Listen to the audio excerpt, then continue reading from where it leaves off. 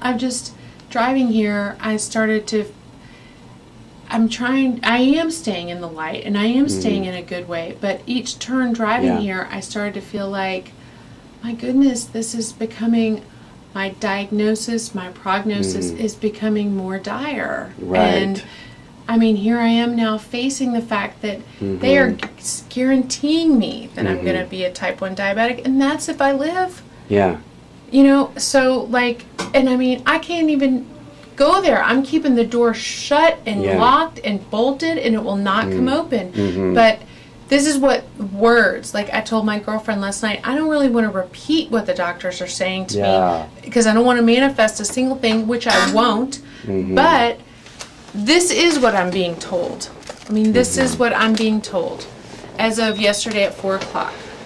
So it's like, I keep feeling like I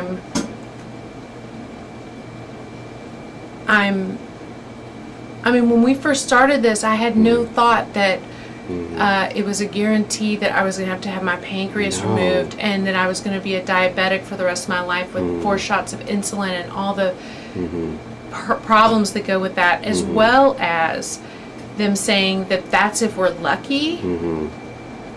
Right. I mean, that is not what I was thinking when I came in here and started this process. Right. I just thought I had a worm in my poop, and I wanted to get rid of it, and I wanted, but you know, it was going to be fine, and that's it. Yeah. I mean, I did not think that this is what I was going to be facing, and each week that I've come in here, it's gotten to be like medically more dire. Medically more dire. Right. And I mean, I'm not ready to die and go through, like, I mean, I've got, for me, as you were saying, like, even personally, I want to write a book, and I feel like I've got something great to contribute to the world artistically. One other thing that could help people. I feel like I have one thing left in me that's big that I could do, and to me it feels like it's a book. And I'm just talking individually, as you spoke of, not with my not about all the other things that matter so much to me that I can't speak it in English. You know? So anyway, I mean, it's just been like I've kind of been like knocked off my rocker, where I'm just doing the best I can to kind of. Well, if the colonics can have any impact whatsoever, you're 8 ahead, you're 9 ahead, you're 10 ahead of the game, and if the colonics could have any impact, we can't. If you hadn't done them, we can't go back in time to get out to make the progress we've already made.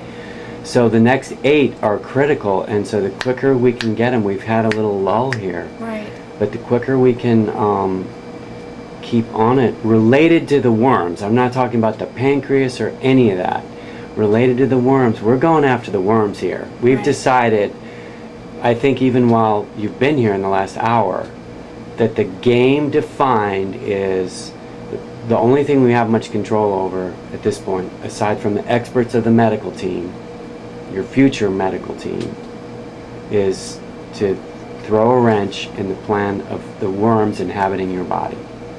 You're doing the oils, and so let's make the wrench as fast and furious and beat the shit out of any type of parasitic influence on this illness. Well, I'm taking aloes. And I'm looking in my poop almost every day to try to see if I can see anything. And that was interesting and possibly significant of what you're saying, that the dust or whatever that white stuff, flakes, sandy stuff. So, I mean, surely they have to come out. I mean, surely I have to. They can't just stay in there with all the things I'm doing. No, but what happens, they somehow get weakened and then they start to come out. It took me 2 months to get 1 tapeworm out.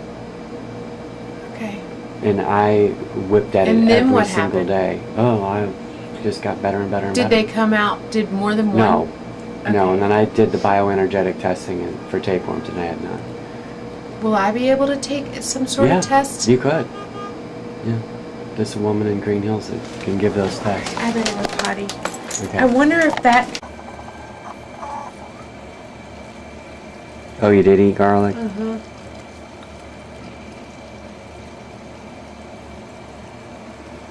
probably freak.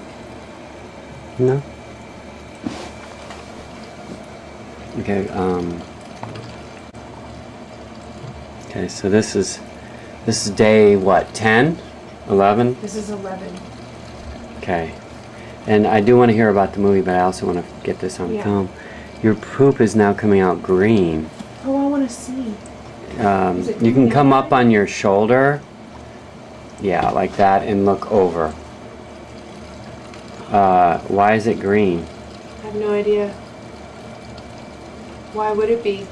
I mean, you must be consuming something. Either the mushrooms or the oil is turning it green. I've had, of course, I'm on like I have eaten totally raw for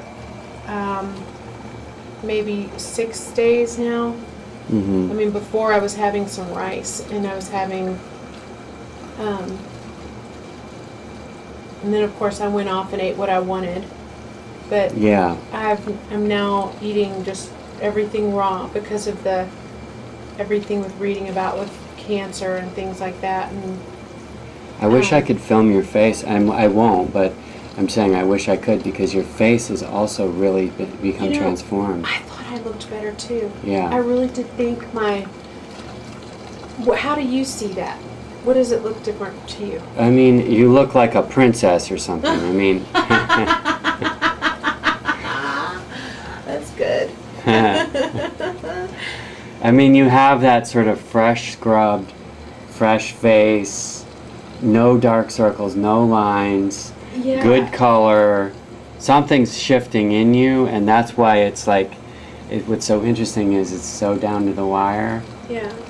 And then, by all appearances, you look like you should be, marrying Prince William or something.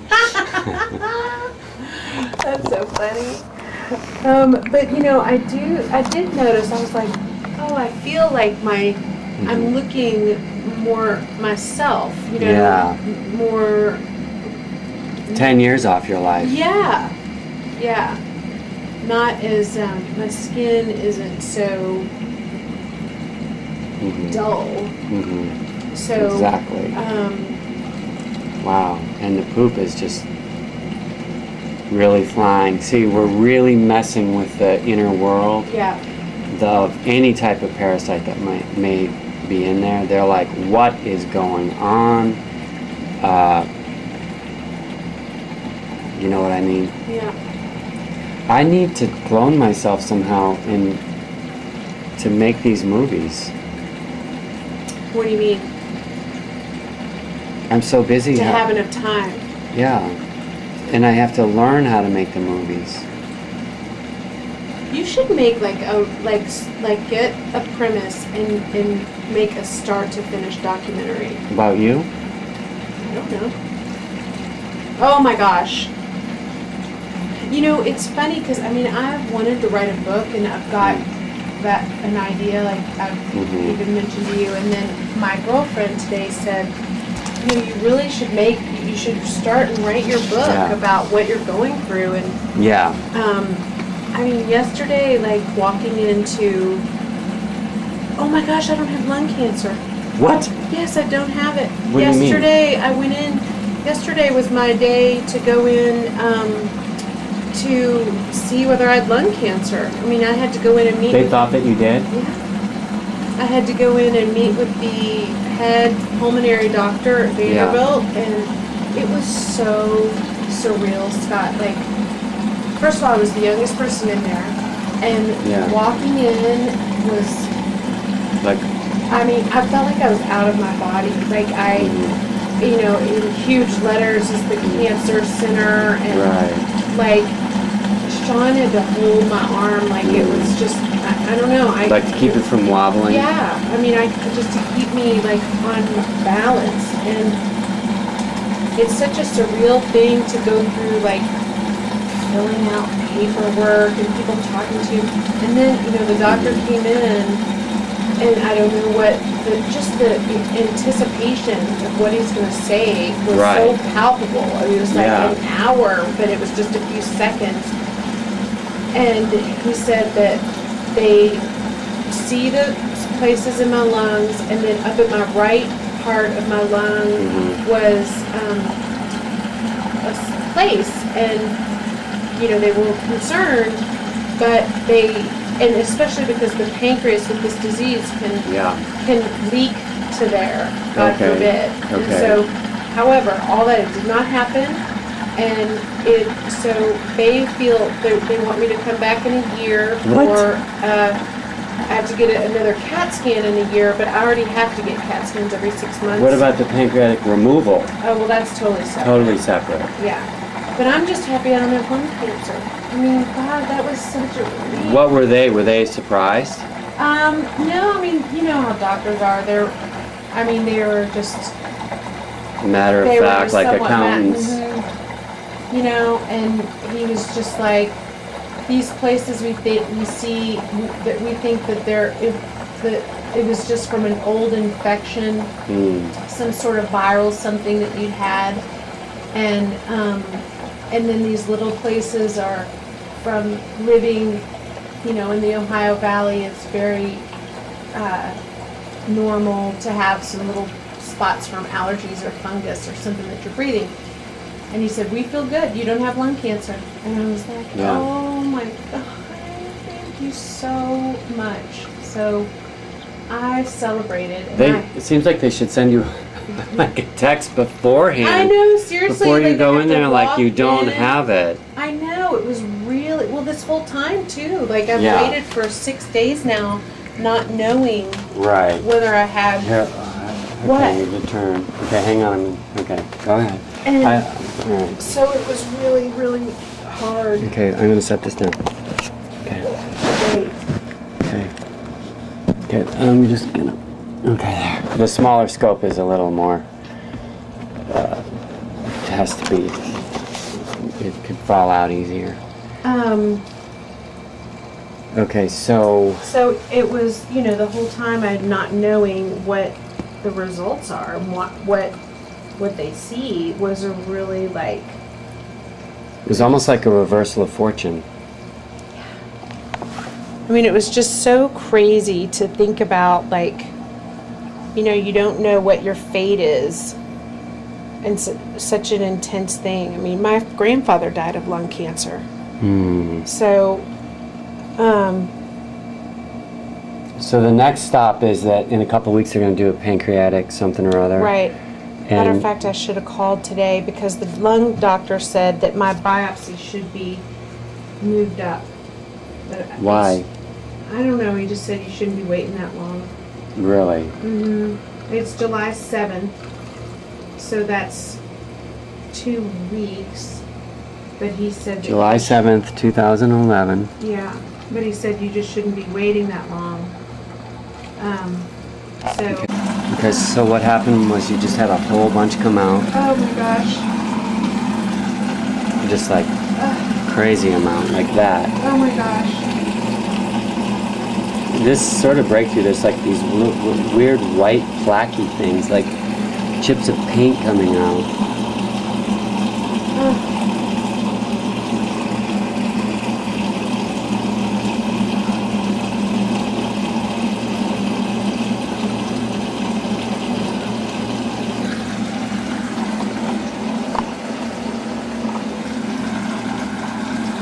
That was like a completely all dark. Do you feel better now? Kind of, but it's... Ooh.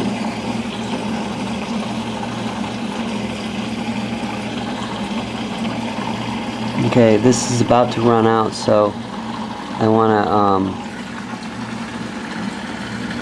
yeah, I'm going to turn this off and then we'll get, I want you to talk at the end, what happened. Running out of film time, but I just have to document the stuff that's coming out of you now. It's just non-stop.